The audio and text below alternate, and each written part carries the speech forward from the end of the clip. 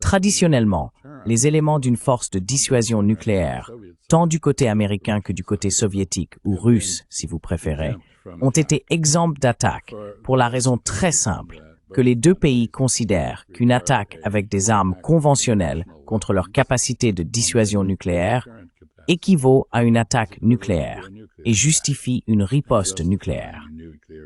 Les deux parties prennent cela très au sérieux. Bien sûr, l'Ukraine ne fait pas partie des accords SALT, pas plus que le Royaume-Uni.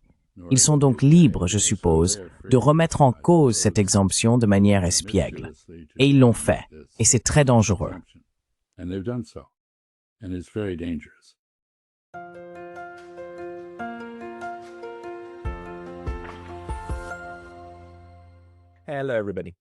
Bonjour à tous, ici Pascal Lotaz de Neutrality Studies. Et aujourd'hui, je m'entretiens à nouveau avec l'ambassadeur Chas Freeman, qui a été secrétaire adjoint à la défense des États-Unis et ambassadeur des États-Unis en Arabie Saoudite dans les années 1990. Ambassadeur Freeman, bienvenue de retour sur la chaîne. Je suis heureux d'être avec toi, Pascal. Je suis heureux que nous puissions avoir un autre débat. Cette fois, nous nous concentrons sur la Russie et l'Ukraine, et en particulier sur les négociations en cours. Nous venons d'avoir le deuxième tour à Istanbul. Nous parlons aujourd'hui. Nous sommes le 4 juin au matin, pour moi, le 3 juin au soir pour vous. Que pensez-vous de l'état des négociations du processus de paix, étant donné qu'il y a eu cette importante attaque de drones de l'Ukraine contre la Russie, et que la Russie promet maintenant de riposter, du moins Dmitry Medvedev l'a affirmé? Qu'en pensez-vous?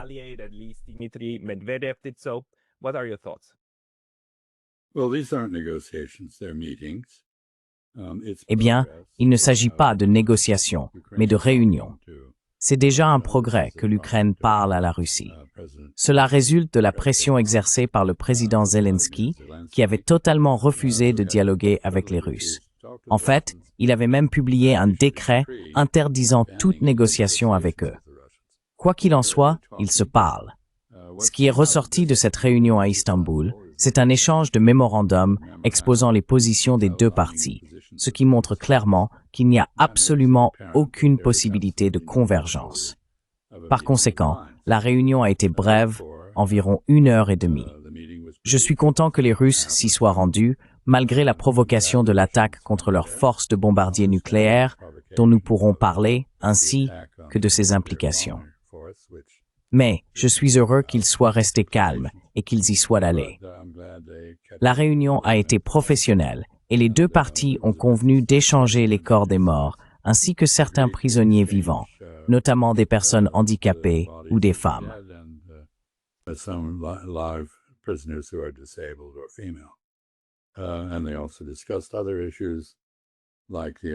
Ils ont également abordé d'autres questions, comme l'enlèvement présumé d'enfants des provinces orientales de l'Ukraine vers la Russie, que les Russes défendent en affirmant avoir sauvé ces enfants d'une zone de guerre. Quoi qu'il en soit, je pense qu'ils sont aussi convenus de continuer à se rencontrer. C'est un progrès, même s'il n'y a pas de convergence des points de vue.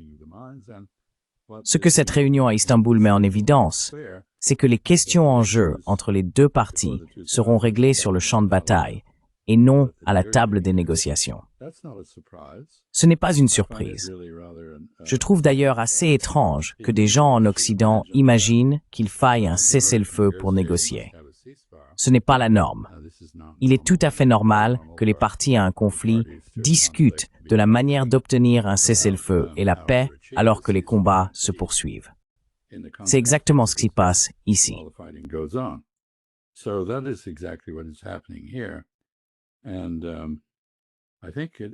Je pense qu'il est juste de dire que l'attaque contre la force de dissuasion nucléaire russe, la force de bombardier, menée par l'Ukraine, très probablement avec l'aide du Mi-6, est typiquement britannique. Les Britanniques ont appris, en particulier pendant la Seconde Guerre mondiale, qu'ils ont en réalité une histoire glorieuse de soutien aux insurgés et de guerre non conventionnelle, remontant aux guerres napoléoniennes et à leur soutien à la résistance espagnole contre l'occupation française. Mais pendant la Seconde Guerre mondiale, ils sont devenus très compétents pour faire sauter des ponts, assassiner des personnes et mener des opérations militaires non conventionnelles. Tout cela porte la marque de la guerre secrète britannique.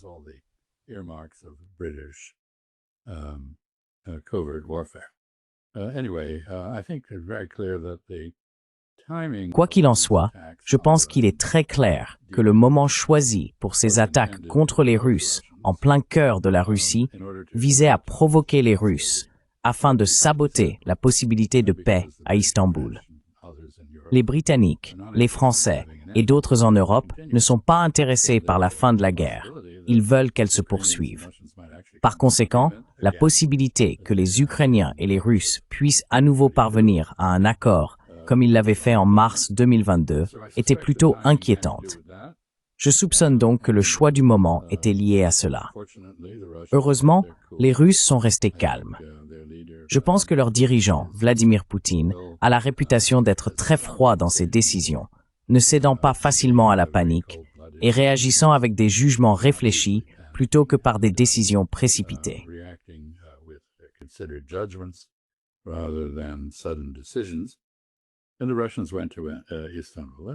Et les Russes sont allés à Istanbul. C'est un progrès. C'était bien. Au moins ils dialoguent. Cela prépare peut-être le terrain pour quelque chose à l'avenir. Mais pour l'instant, la guerre va continuer, avec les Russes qui avancent sur le terrain et les Ukrainiens qui frappent désespérément des cibles en profondeur à l'intérieur de la Russie ou des cibles logistiques qui soutiennent l'avancée russe. Ces attaques n'auront absolument aucun impact sur la progression des Russes sur le terrain en Ukraine. Et elles entraîneront bien sûr, comme vous l'avez indiqué, des représailles. Chaque escalade de la part de l'Occident et de l'Ukraine a été suivie d'une contre-escalade de la part des Russes. Je ne pense pas que cela fera exception, mais ils ont pris leur temps pour réfléchir à la manière de répondre.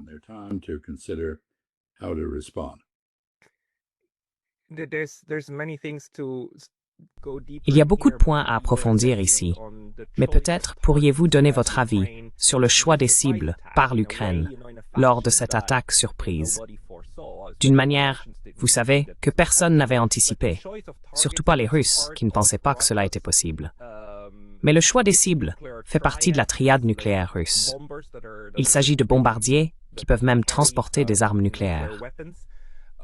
Qu'en pensez-vous? Et à quel point considérez-vous cela comme une escalade ou une provocation importante? Eh bien, soyons clairs. Cela a apparemment été planifié il y a 1 an et demi. Cela signifie que cela a été planifié sous l'ère Biden, probablement sous l'ère Rishi Sunak au Royaume-Uni. Zelensky, bien sûr, était le président de l'Ukraine à ce moment-là. Ce n'est pas clair, étant donné la relation conflictuelle entre l'administration Trump et ses prédécesseurs, et le fait que l'administration Trump ne semble pas se considérer comme faisant partie de la continuité du système gouvernemental américain. Donc, M. Trump dit que la guerre en Ukraine n'est pas sa guerre. Eh bien, c'est la guerre des États-Unis, bien sûr. Une guerre par procuration.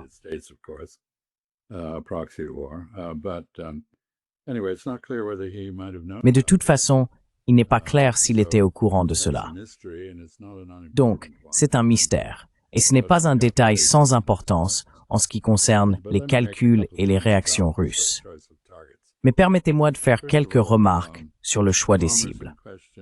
Tout d'abord, les bombardiers en question sont à l'air libre dans le cadre des dispositions du traité sur la limitation des armes stratégiques, qui exige que les deux parties, les Américains et les Russes, gardent ces systèmes d'armes visibles pour la surveillance satellitaire et aérienne.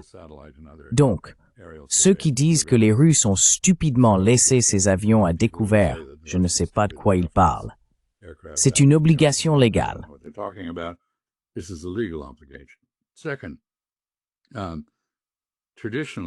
Deuxièmement, traditionnellement, les éléments d'une force de dissuasion nucléaire, tant du côté américain que du côté soviétique ou russe, si vous préférez, ont été exempts d'attaque pour la raison très simple que les deux pays considèrent qu'une attaque avec des armes conventionnelles contre leur capacité de dissuasion nucléaire équivaut à une attaque nucléaire et justifie une riposte nucléaire. Les deux parties prennent cela très au sérieux. Bien sûr, l'Ukraine ne fait pas partie des accords SALT, pas plus que le Royaume-Uni. Ils sont donc libres, je suppose, de remettre en cause cette exemption de manière espiègle. Et ils l'ont fait. Et c'est très dangereux, car cela illustre un point qui, en réalité, dans un autre contexte, devrait être évident à partir de ce que l'on appelle le piège de Thucydide.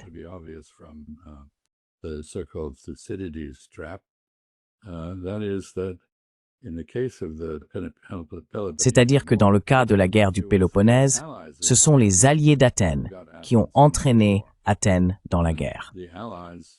Et les alliés des grandes puissances, les protectorats, si l'on veut, sont des responsabilités dans la mesure où ils peuvent agir de manière à exiger une réponse de la part de leurs protecteurs. Réponse que ces derniers n'auraient pas souhaité donner autrement. Donc, la première chose, c'est que cela est très dangereux en termes de remise en cause de l'équilibre nucléaire. Dans la doctrine militaire et nucléaire russe, cela justifierait une réponse nucléaire. Jusqu'à présent, cela n'a pas été le cas, et c'est une très bonne chose. Deuxièmement, c'est aussi un très mauvais précédent en ce qui concerne les méthodes employées.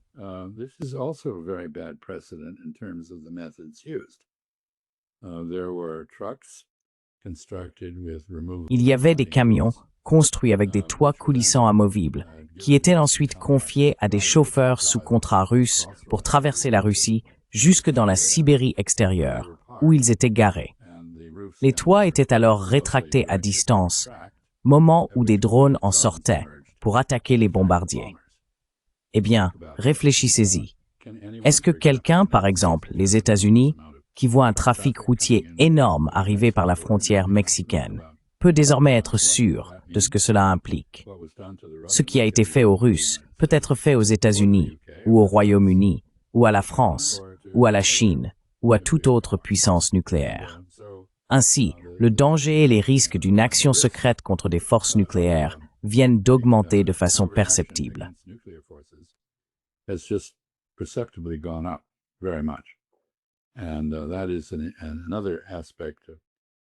Et c'est là un autre aspect de l'instabilité. Donc je pense qu'en fin de compte, attribuer à l'Ukraine des actions audacieuses ou d'une imagination stupéfiante traduit un manque de préoccupation quant aux implications de ce qui vient de se passer, qui sont pourtant très importantes. Heureusement, jusqu'à présent, nous avons observé, dans les interactions entre puissances nucléaires comme l'Inde et le Pakistan, ou les États-Unis et la Russie, une grande prudence. Mais aujourd'hui, dans le contexte de Gaza, il y a des personnes, tant aux États-Unis qu'au Royaume-Uni, qui plaident pour qu'une bombe nucléaire soit larguée sur les Palestiniens. Ainsi, l'allergie nucléaire, qui nous a protégés de l'utilisation répétée des armes ayant détruit Hiroshima et Nagasaki, s'effrite clairement, voire est quasiment absente. Ce n'est pas bon.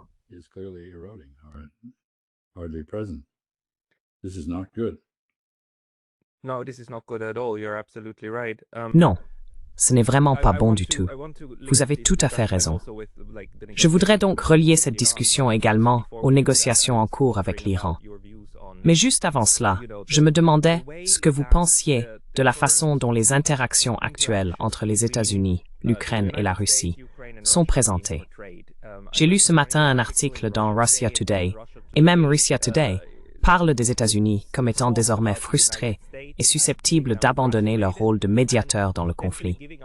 Et cette image des États-Unis en tant que médiateur est omniprésente en ce moment.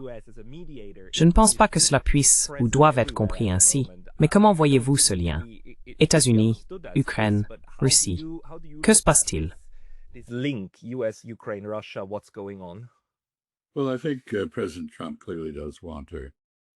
Eh bien, je pense que le président Trump souhaite clairement instaurer la paix en Ukraine. Je crois aussi qu'il comprend très mal les exigences russes en matière de paix. Il a absorbé beaucoup de propagande occidentale qui attribue à la Russie des motivations et des objectifs qu'elle n'a pas, et qui ignore les déclarations russes pourtant très claires sur ce que la Russie exige pour la paix, à savoir une discussion et un accord sur une architecture de sécurité européenne révisée qui accorde à la Russie un rôle dans les instances européennes et réduit sa crainte d'une invasion étrangère venant de l'Ouest. Une peur qui trouve ses précédents à la fois dans les époques napoléoniennes et hitlériennes et qui ne peut être ignorée, tout en rassurant les Européens de l'Ouest face à leur vision largement hallucinatoire selon laquelle les Russes voudraient les envahir et les conquérir.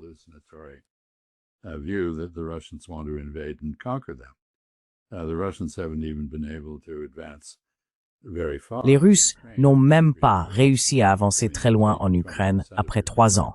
Ils ont pris 20% de l'Ukraine. À mon avis, ils sont sur le point d'en prendre davantage, mais ils sont loin d'être en position de déferler sur l'Europe dans une conquête. Les deux camps doivent donc faire preuve d'un peu plus de réalisme, et en particulier les Européens, qui n'ont aucun plan de paix à présenter, doivent réfléchir à la manière de consolider leur propre stabilité et leur paix à l'avenir, et à la façon d'y parvenir. Que les États-Unis, qui semblent vouloir la paix et la stabilité en Europe, soient d'accord ou non. Autrement dit, les Européens doivent élaborer une vision européenne de la paix et de la stabilité en Europe, ce qu'ils n'ont pas encore fait.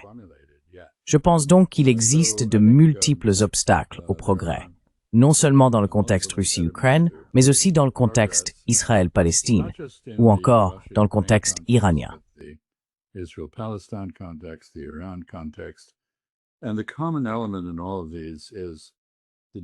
Et l'élément commun à tout cela, c'est l'esprit désordonné de Donald Trump, qui a tendance à intérioriser des visions conspirationnistes ou fallacieuses des réalités étrangères et à agir de manière impulsive sur cette base. À Washington, il ne supervise aucun processus politique digne de ce nom. Nous nous retrouvons donc dans une situation où son complice, l'amateur de diplomatie Stephen Witkoff, part rencontrer les Iraniens, les Russes, les Israéliens ou indirectement le Hamas, et trouve des solutions raisonnables aux problèmes auxquels il est confronté, dans sa propre tête. Il s'accorde avec les Iraniens pour qu'ils puissent disposer d'un niveau minimal d'enrichissement de leur uranium, afin de maintenir des centrales nucléaires, et laisse de côté, bien sûr, le réacteur de recherche qui fournit des isotopes radioactifs à des fins médicales.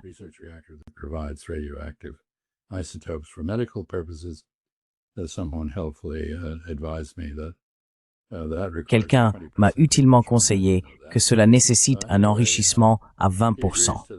Je ne le savais pas. Quoi qu'il en soit, il accepte cela, puis rentre à Washington et se fait aussitôt rappeler à l'ordre par le lobby israélien, et il revient sur ce qu'il avait accepté.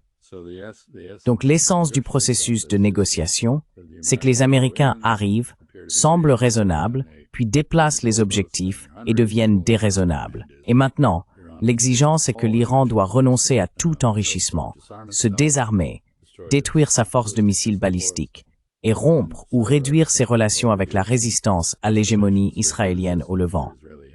De même, on voit dans le cas de l'Ukraine avec la Russie que M. Witkoff se rend à une réunion avec Vladimir Poutine. Il n'a actuellement aucun personnel. Il est là tout seul.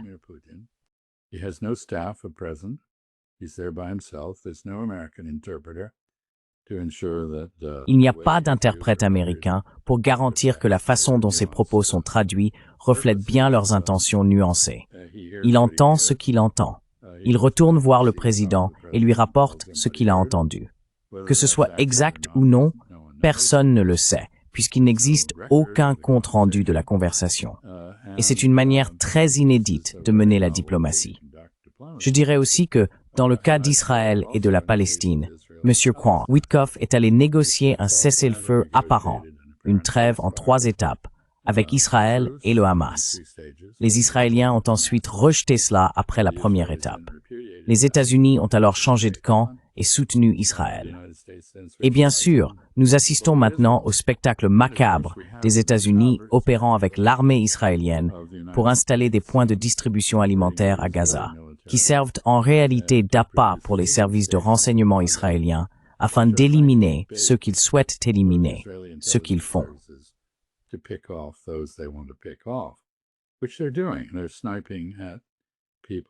Il tire sur des personnes désespérées qui cherchent de la nourriture et qui viennent à ces centres de distribution. Il devrait y en avoir 4 pour 2 millions de personnes, mais seulement 3 fonctionnent. Toute cette situation est une farce désespérée et sa direction change constamment parce que ceux qui s'y impliquent se rendent compte que c'est une farce et ne veulent pas en faire partie. Nous avons donc un gouvernement à Washington qui n'est pas très compétent pour mener des négociations, bien au contraire, et qui n'est pas organisé pour produire des positions de négociation cohérentes et constantes. Donc rien ne se passe. Et cela frustre M. Trump. Je pense qu'il veut sincèrement résoudre ces problèmes, mais il ne sait pas comment s'y prendre. Et les personnes qu'il a chargées de le faire apprennent sur le tas ou sont incompétentes.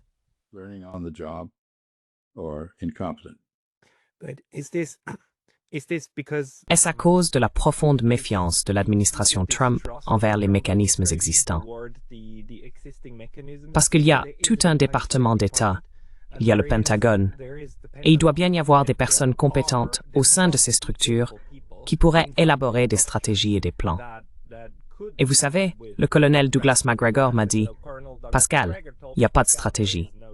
Tout cela se fait au jour le jour. »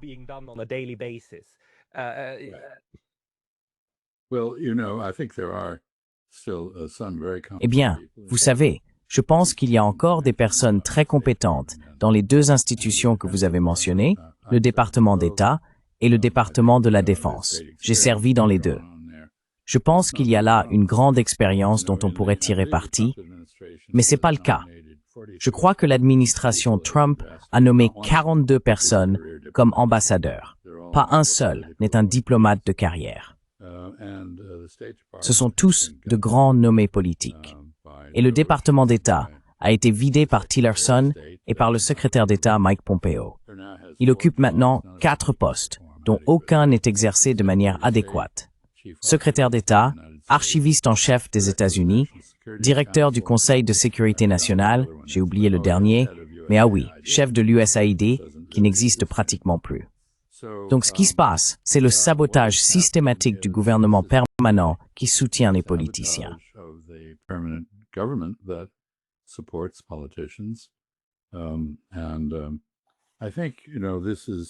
Et je pense que cela soulève une question. M. Trump et son mouvement politique ont allégué qu'ils avaient été sabotés lors de son premier mandat par l'État profond. Mais je dirais 2 choses à ce sujet. Premièrement, il n'existe aucune preuve qu'il ait fait le moindre effort pour obtenir le soutien de la bureaucratie permanente. Il a immédiatement rejeté tout ce qu'ils avaient à dire. Deuxièmement, il a été trahi non pas tant par eux que par ses propres collaborateurs, des personnes comme John Bolton, qui a saboté l'effort présumé de parvenir à la paix avec la Corée du Nord et d'autres initiatives. Nikki Haley, qui était son ambassadrice auprès des Nations Unies, mais qui s'est retournée contre lui, et ainsi de suite. Et une fois de plus, il a nommé des personnes à la compétence et à la loyauté douteuses. Le critère semble être la loyauté envers lui plutôt que la compétence. C'est la base des nominations. Mais je pense que la compétence comme la loyauté sont toutes 2 sujettes à caution.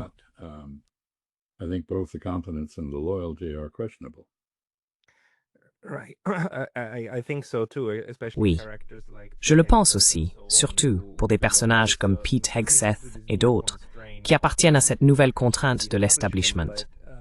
Mais selon toi, quelle est la réaction des autres maintenant? Parce que si l'on regarde ça du point de vue de la Russie, ou aussi de l'Iran, de la Chine, etc., ce que l'on voit, c'est une Amérique instable, très instable, où il est vraiment difficile de savoir où se trouve le pouvoir et où les décisions sont prises. Et c'était déjà vrai sous l'administration Biden. Et même sous l'administration Trump, cela continue sous une autre forme. Et en même temps, on a une Europe qui semble avoir perdu la raison et qui pense encore que, tu sais, la guerre avec la Russie a quelque chose à voir avec, genre, oh, il faut pas récompenser la Russie, tu vois? Il faut défendre blablabla. Je veux dire, le monde entier voit maintenant que l'Europe est incapable, mais d'une certaine manière enfermée dans un monde mental fantasmé. Selon toi, comment la Russie, l'Iran, la Chine et d'autres abordent-ils cela en supposant qu'ils disposent de processus mieux structurés.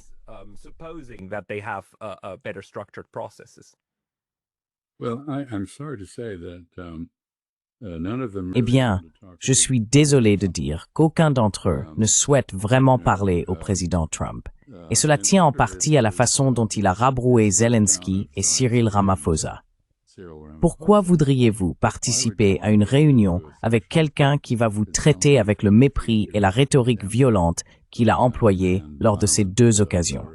Nous avons donc maintenant la Maison-Blanche qui affirme qu'elle espère vivement qu'il y aura bientôt un appel téléphonique entre le président Trump et le secrétaire général Xi Jinping de Chine, le président Xi Jinping, et rien du tout du côté chinois. Je soupçonne qu'ils ne sont pas très enthousiastes à cette idée. Vous savez, au cours de ma carrière diplomatique, il m'est arrivé de parler à des personnes qui étaient franchement folles. En fait, après avoir quitté cette carrière, j'ai rencontré et eu une longue discussion avec le défunt colonel Kadhafi en Libye. J'ai passé beaucoup de temps à traiter avec Jonas Savimbi en Angola.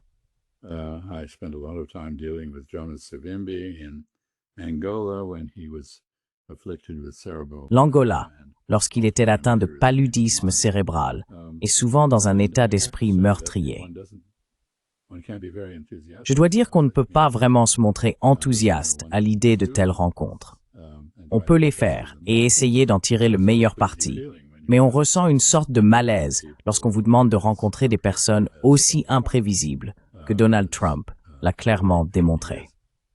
J'ajouterai également que, bien sûr, les sommets ne sont pas le moyen de résoudre des problèmes complexes. Ils doivent être traités à des niveaux inférieurs, par des experts, et réservés à la ratification des accords conclus sous la direction des dirigeants des différentes parties. Nous n'en sommes pas là. Il n'y a aucun accord sur quoi que ce soit avec aucune de ces parties. Les États-Unis continuent de proposer un cessez-le-feu en Ukraine, malgré le fait que les États-Unis sont co-belligérants avec l'Ukraine et que les États-Unis et l'Ukraine sont en train de perdre la guerre.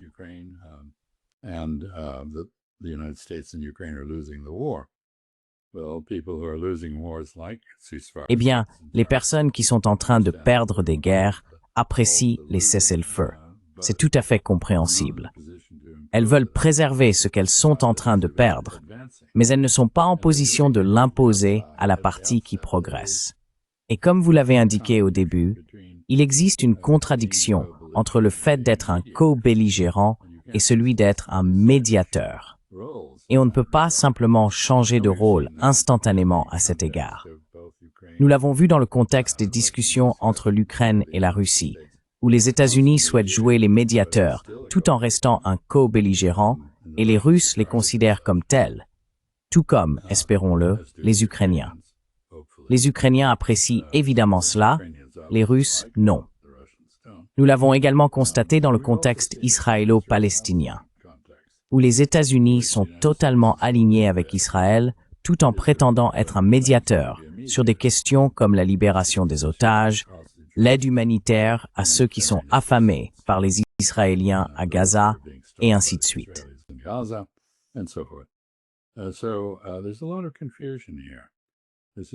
Il y a donc beaucoup de confusion ici. Ce que nous observons n'est ni clair, ni traditionnel, ni une diplomatie efficace. Et il serait souhaitable, dans ce contexte, que l'Europe, qui possède une tradition distinguée en matière de diplomatie, en fasse la démonstration. Mais au lieu de cela, ce que nous voyons de la part de l'Europe, c'est une addiction assez infantile à la guerre, ce qui est d'autant plus ridicule que l'Europe n'a pas la capacité de mener les guerres qu'elle prétend vouloir. Donc, nous voyons, je vais conclure là-dessus, je pense qu'il y a une lueur d'espoir, d'une certaine manière. J'ai du mal à le dire en tant qu'Américain, mais voir les Européens, la France, l'Allemagne, la Grande-Bretagne en particulier, et l'Espagne, travailler avec les Saoudiens sur une reconnaissance promise d'un État palestinien, cela constitue une déclaration d'indépendance de ces gouvernements vis-à-vis de la tutelle américaine.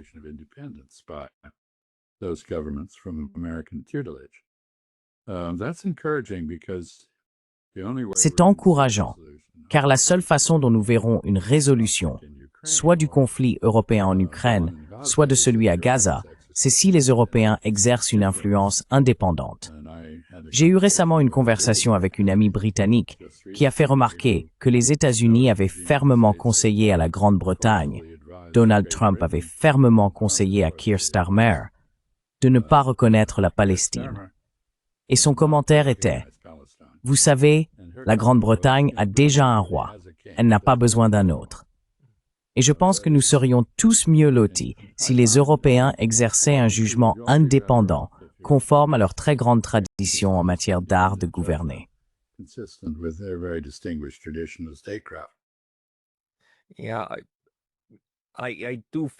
Oui, je crains que le peu qui se passe ne soit pas suffisant pour agir à l'échelle plus large nécessaire.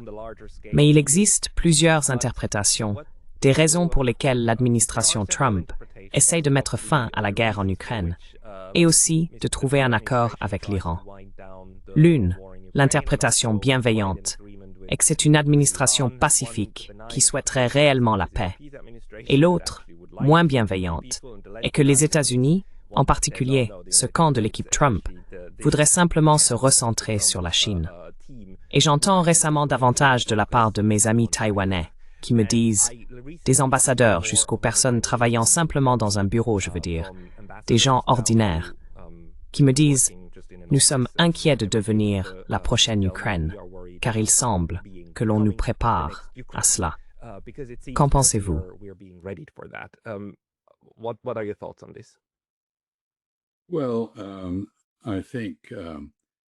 Eh bien, je pense que les deux thèses sont correctes.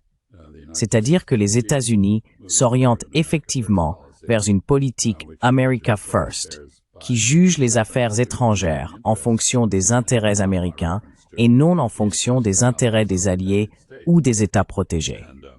En d'autres termes, une approche très égoïste et centrée sur soi des affaires mondiales. Nous le voyons à propos de toutes les questions que vous avez mentionnées. Dans le cas de Taïwan, Taïwan a essentiellement bénéficié d'un soutien idéologique américain sans contrepartie. D'abord l'anticommunisme sous Chiang Kai-shek et plus récemment la démocratie dans la nouvelle entité démocratique de Taïwan.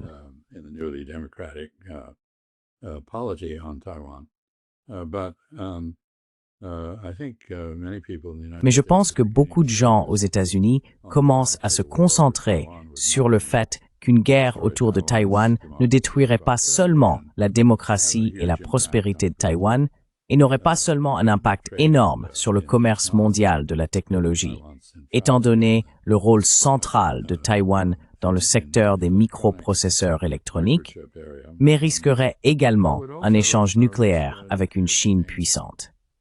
Et même si cela n'atteignait pas ce niveau, il y aurait un risque de défaite dans une guerre conventionnelle dans cette région. De plus, je pense que tout le monde dans la région sait qu'il y a deux pays qui sont plus ou moins alignés avec les États-Unis sur la question de Taïwan. L'un est le Japon, l'autre les Philippines, mais aucun des deux n'a proposé de s'impliquer activement dans la défense de Taïwan.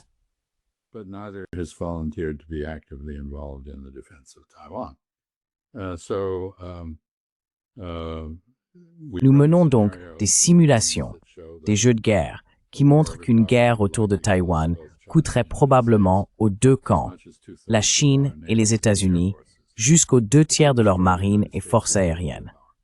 Cela détruirait les États-Unis en tant que puissance mondiale. Il y a des gens qui réfléchissent à cela. Et j'ai toujours pensé qu'il était absurde pour Taïwan d'imaginer pouvoir résister militairement à la société beaucoup plus vaste de la Chine continentale. Quelle que soit sa capacité, l'équilibre militaire est désormais nettement défavorable à Taïwan et aux États-Unis. Et il n'est pas certain que les États-Unis viendraient en aide à Taïwan. Mais en attendant, nous avons été excessivement provocateurs.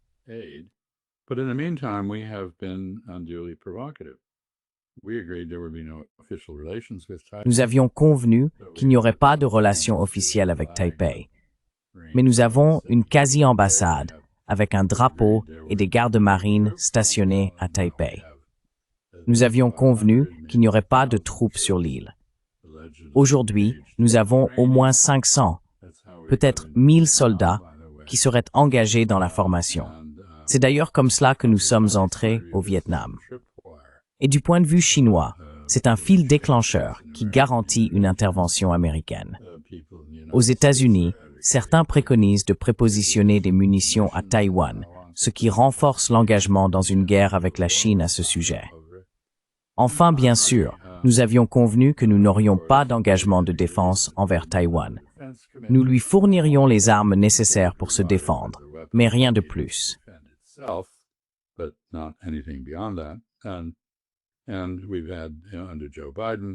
Et nous avons eu, sous Joe Biden, malgré ses troubles cognitifs, au moins 4 occasions où il a de manière unilatérale et inconstitutionnelle affirmé un engagement de défense envers Taïwan. C'est une catastrophe en attente. Nous sommes déjà au cœur d'une catastrophe en Asie de l'Ouest, avec des objectifs qui n'ont cessé de changer lors des négociations avec l'Iran, au point que les Iraniens ne restent à la table des discussions que pour la même raison que, dans les 1001 nuits, on se demandait si le cheval censé apprendre à parler finirait par le faire, si l'empereur mourrait ou si quelque chose d'autre arriverait. Mais prolongeons le processus, car tant qu'il se poursuit, il n'y a pas de guerre.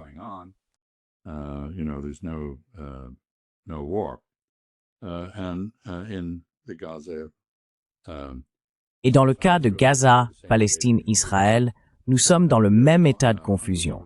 Des choses vraiment incroyablement horribles se produisent, avec les États-Unis pleinement complices d'Israël dans leur conduite et Israël acquérant une réputation de mal absolu et de comportement inacceptable sur la scène internationale.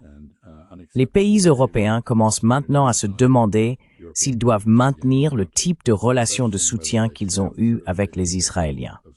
Les Juifs à l'international cherchent à se dissocier des atrocités sionistes. Et vous savez, tout cela n'est pas bon, et nous n'y faisons pas face. Nous semblons simplement être sur une sorte de pilote automatique très confus.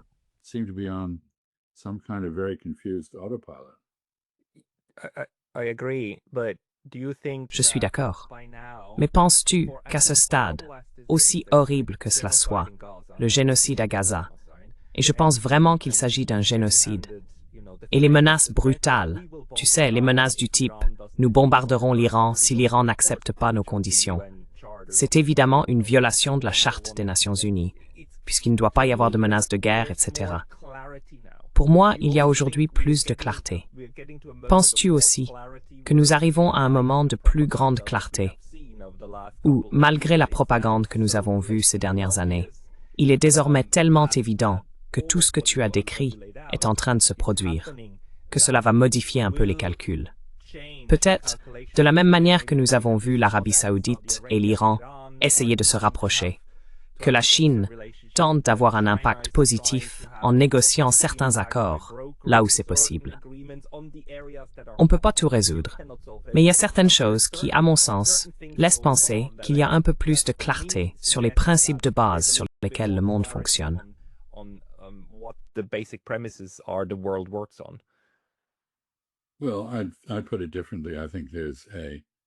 Eh bien, je le formulerai différemment.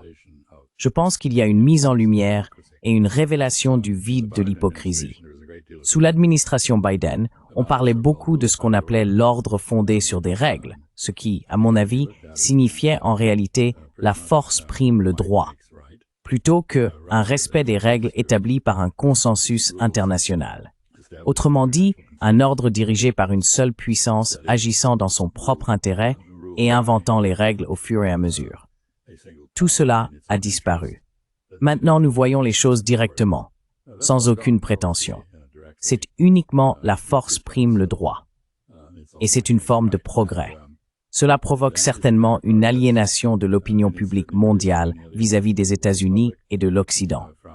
Et cela entraîne une remise en question, une sorte de réflexion en Europe qui avait longtemps fait défaut. Donc c'est peut-être positif.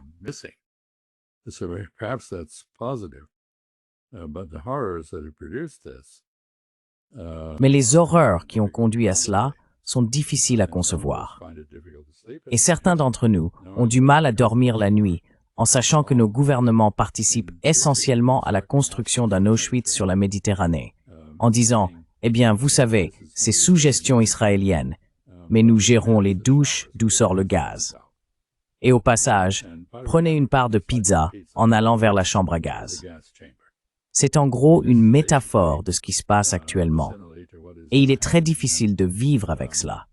Cela ne représente pas ce dont nous, en Occident, étions fiers de représenter, à savoir les valeurs des Lumières, la création du droit international, l'ordre fondé sur des règles de la Charte des Nations Unies.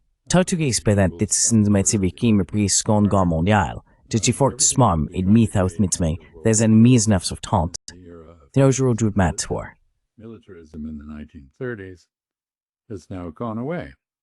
And we're in another era in which Et nous sommes dans une autre époque où les moyens militaires sont la première réponse à tout problème.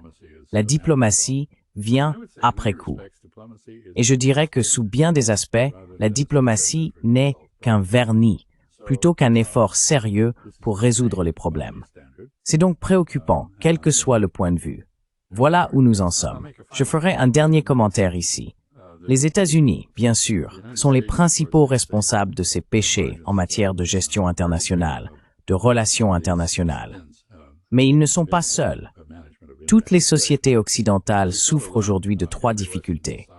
Premièrement, une mauvaise répartition des richesses, la croissance d'une classe plutocratique, la financiarisation du capitalisme et la réduction ou la désindustrialisation des économies. Et pour la gauche, cela suscite un profond ressentiment. for the left, this is a matter of great resentment. That is, Autrement dit, la répartition des revenus est inégale. Les plutocrates bénéficient de privilèges politiques qui s'apparentent à une corruption du processus politique. La gauche s'en inquiète beaucoup, la droite pas du tout. Mais la gauche comme la droite s'inquiètent fortement de ce qu'elles perçoivent comme l'incompétence, la corruption et l'irresponsabilité du gouvernement. Et ni la droite ni la gauche n'ont vraiment d'espoir que le gouvernement puisse faire quoi que ce soit d'utile pour résoudre les problèmes. Ainsi, les deux camps s'opposent au système actuel. Ils n'ont aucune confiance en lui, ni à gauche, ni à droite. Enfin, la droite, bien sûr, est agitée par la présence de personnes issues de cultures et de religions étrangères dans leur entourage. Il y a de la xénophobie, du racisme et un sentiment, partagé avec la gauche, que la classe politique dirigeante est indifférente à leurs revendications, que des élections ont lieu et que leurs résultats sont ignorés.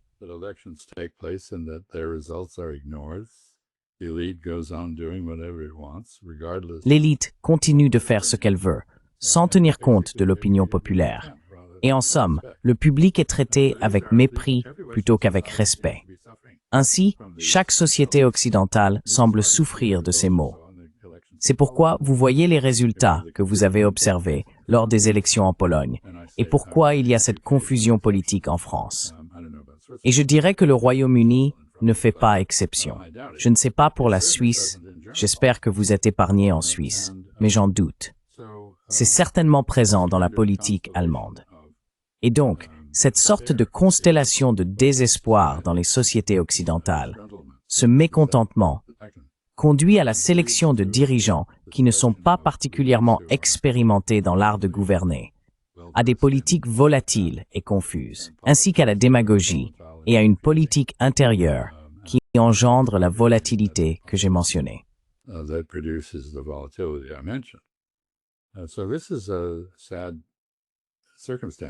C'est donc une situation triste. Et fondamentalement, ce que cela signifie au final, c'est que le remède au désordre et aux dangers internationaux se trouve chez nous, dans la réorganisation, la réforme et la remise en ordre de nos propres institutions politiques, ainsi que dans le traitement efficace des sources du mécontentement populaire, qui sont réelles. La richesse se concentre au sommet et est refusée aux pauvres. Les pauvres s'appauvrissent, les riches s'enrichissent. Les gouvernements ne prêtent pas attention aux exigences, aux besoins de leur population. La population réagit en disant « Eh bien, nous ne vous faisons pas confiance pour faire quoi que ce soit ». Et en conséquence, nous avons des gouvernements de plus en plus perçus comme illégitimes, qui mettent en œuvre des politiques qui manquent elles aussi de légitimité.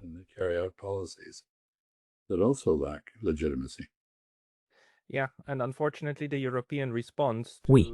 Et malheureusement, la réponse européenne aux doléances de la population générale consiste désormais à déverser encore plus d'argent sur le complexe militaro-industriel et sur la militarisation. Mais malheureusement, c'est ainsi. Ambassadeur Freeman, merci beaucoup de nous avoir donné un aperçu très large de votre réflexion sur l'évolution de la situation. Vous avez vraiment clarifié beaucoup de choses. Si les gens veulent en savoir plus sur vous, ils devraient se rendre sur votre page d'accueil, n'est-ce pas? Je mettrai le lien dans la description. Y a-t-il un autre endroit où ils devraient lire vos travaux?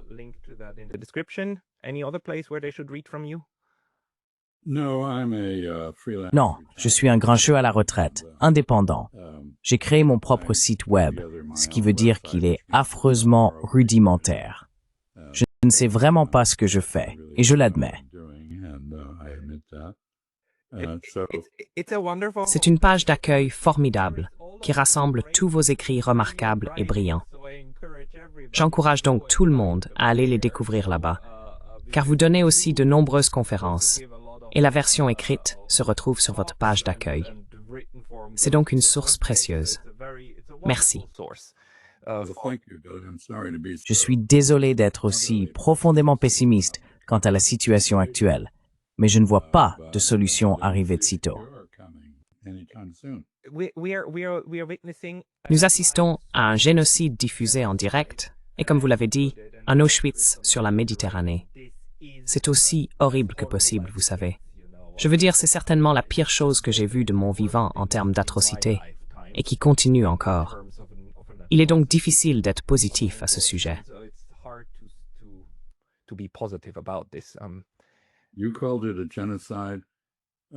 Vous l'avez qualifié de génocide, mais vous n'êtes pas le seul. La Cour internationale de justice, la Cour pénale internationale, 200 organisations non gouvernementales, y compris les défenseurs les plus éminents des droits de l'homme et de l'état de droit, tels que Human Rights Watch, Amnesty International, etc., ont tous jugé qu'il s'agit d'un génocide. Donc, nier qu'il s'agit d'un génocide est un crime politique. Et nous devons appeler les choses par leur nom si nous voulons les affronter. Et il s'agit là d'une horreur d'un genre que nous n'avons pas vu depuis les années 1940.